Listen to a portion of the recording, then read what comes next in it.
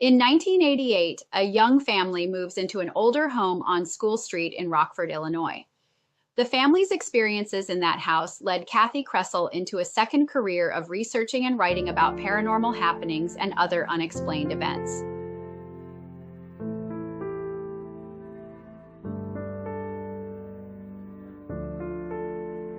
Welcome to an audio version of an original article by Kathi Kresol, operator of Haunted Rockford Paranormal Events, Rockford, Illinois. This audio presentation is entitled Geraldine's Eternal Tragedy, A Haunting, and contains the 2017 story which originally appeared in the book Haunted Rockford, Illinois by Kathi Kresol.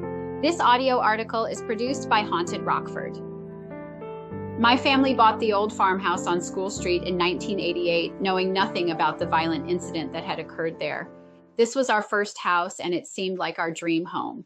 It was big enough for our 4 children, had a big yard, and was 3 blocks away from my husband's elderly father. The sale and the move went so smoothly, it seemed as though it was meant to be. Almost immediately, strange things started happening. We would put items down, and they would show up in a totally different area. It was easy to convince ourselves it was the kids moving the items. We had 4 children under the age of 5, and our lives were very busy. There were certain times that it was too much to ignore. The paper towel rack in the kitchen had a habit of emptying by itself. It was always when I placed a new roll on the rack. It would unroll until all the paper was on the floor. The lights would also flicker, and the television would turn on all by itself. This usually happened after everyone was upstairs in bed. We would suddenly be awakened by the noises from the television down on the first floor. Every once in a while, we would get the feeling of being watched. We knew from the woman we purchased the house from that a family member had died in the house from natural causes. The house was built in 1913, and many families had lived there. We always reasoned that the identity of our ghost was one of the former family members. We had several pets over the years, and at times they would behave strangely. They would always seem to watch something over our heads. The cats would hunker down and emit a low growling sound. It was disconcerting to see them react to something we could not see. One of our small dogs seemed especially affected. We had one particular friend, Nathan, whom this dog did not like. Nathan was a teenager who helped us with yard work and whom I tutored while my children were in school. The dog would growl at Nathan and bite his shoes. Once we were sitting in the dining room, and Nathan was getting frustrated because the dog would not leave him alone. The dog kept going under the table and biting his shoes, and Nathan would shake him off and tell him to stop. The dog finally backed off and left the room. A few minutes went by, and we heard this horrible howling noise. It was coming from the upstairs of the house. There were 4 bedrooms on the second floor, and the master bedroom had a hook and eye up toward the top of the door to keep the children away from the guns that my husband stored in the closet. Nathan and I followed the howling and realized it was coming from that room. We unlocked the door, and the dog came rushing out and ran down the stairs. We never solved the mystery of how the dog got locked into that room. Nathan was so shaken by the incident that he left immediately. I was constantly remodeling the old farmhouse and had problems with the electrical tools. I would be taking a break in another room, and the tools would turn on by themselves. It was frustrating because it would never happen when I was in the room, only when I stepped away for a minute. One time when I was working with a palm sander, I left for a moment and the tool turned on. By this time, I was getting agitated, so I unplugged it from the wall. I went back into the kitchen, and as soon as I rounded the corner, I heard the sander turn on again. I threw the sander away. The turning point was an incident with a baby bottle. I ran a daycare in the home, so my youngest child had her name on her bottles to keep them separate from the other children's.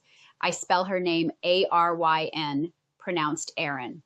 One night, I put Aaron in her crib in the room where the 2 youngest children slept. I gave her a bottle and went back downstairs to finish cleaning up from dinner. A little while later, she started to cry. I went to check on her and noticed the bottle was gone. I looked all over the room for the bottle. I didn't find it, so I went back down the stairs and made her a fresh one. I remember thinking it was odd the way it just disappeared seemingly into thin air. Life went on, and the children got older. We were still remodeling the house and began the process on the second floor in the room that was our youngest girl's bedroom. It had old wiring and the plaster had some holes, so we decided to tear the room out completely. I was breaking down the plaster and tearing out the lathe boards. The process was going smoothly but messily when I came across something odd. Behind the plaster and the lathe boards inside the wall was a pink baby bottle. The baby bottle had Aaron's name on it. After that, I couldn't ignore what was happening any longer. I started to research the house. I knew some of the neighbors on the block had lived in their houses for many years.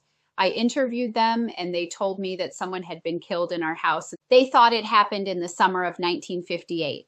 I went to the Rockford Public Library and started to go through the microfilm files for the summer of 1958. I found nothing. I wasn't sure quite what to do, so I decided to start in the beginning of the year just in case. I'll never forget the feeling that swept over me when I came to the article telling of Geraldine Bourbon's murder on January 18, 1958.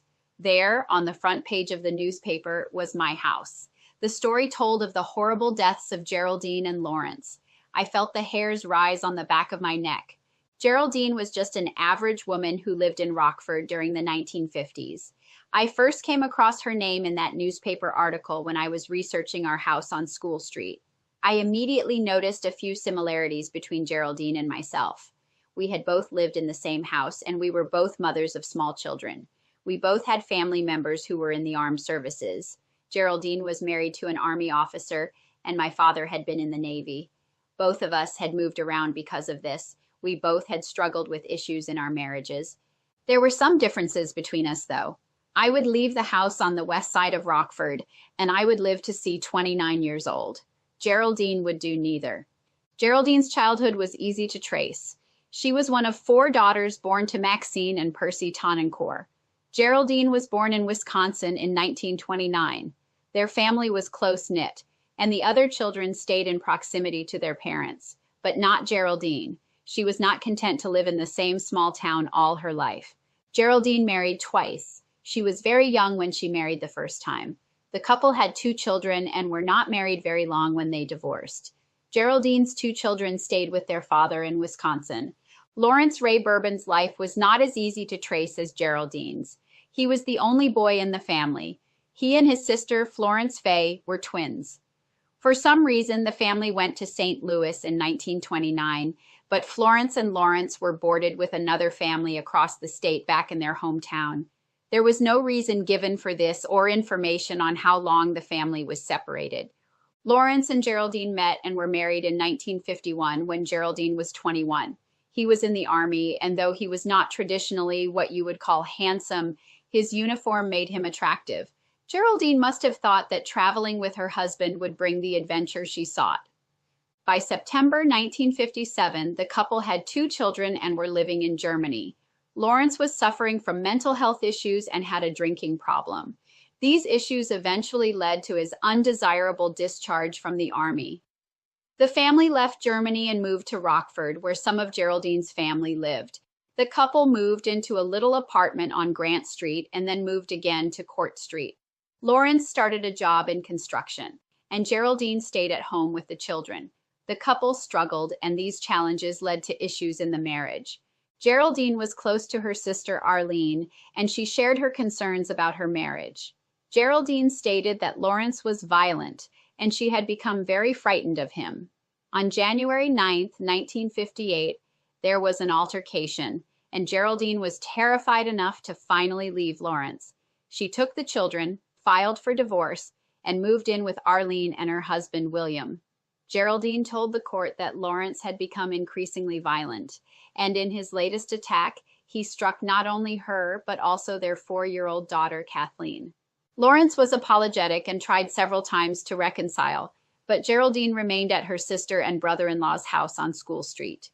On January 17, 1958, Lawrence tried once again to reconcile by calling Geraldine and begging her to take him back. She again refused. The 2 sisters were sitting in the kitchen of the School Street house around 11 o'clock that Friday morning. One of Arlene's young sons wanted to go outside to play for a while. Arlene bundled him up, and he left the house through the back door. Neither of the women noticed that the boy didn't lock the door as he left. A few moments later, the peace of the morning was shattered. The door flew open, and Lawrence stood there in the doorway, shouting that he was going to, quote, kill her, and waving a gun. Geraldine ran around the corner into the living room. Arlene saw her chance to get help and ran next door to the auto body shop. Thomas Guzzo was the owner of the shop, and he stepped out of his office as Arlene came inside screaming for help. Guzzo listened to her story and then headed for the phone to call the police. Arlene realized the children were all still in the house and bravely headed back next door to get them to safety. As she left the garage, she looked up to the second-story window to see her sister waving frantically and pounding on the bedroom window. One of Arlene's sons was upstairs during the altercation, and she was frantic for his safety. As she hurried to get the other children out of the house, she screamed to him to get to the bathroom and lock the door. The evidence would show that Lawrence initially attacked Geraldine in the living room. Arlene's children had scattered, and the only witness left was Kathleen, Geraldine's 4-year-old daughter. Little Kathleen told police that Lawrence was shouting and hitting her mother. Lawrence then shot Geraldine in the back of her head. Geraldine ran up the stairs to the bedroom, trying to get away from him. Unfortunately, there was no escape. Lawrence caught up with Geraldine in the bedroom and shot her a second time. Her wounds proved too much for her, and she fell dead. Lawrence caught her and placed her gently on the bed. The police arrived in record time and saw Lawrence hanging halfway out of the front upstairs window. They headed to the back of the house after first trying the front door. A shot rang out just as they burst through the door.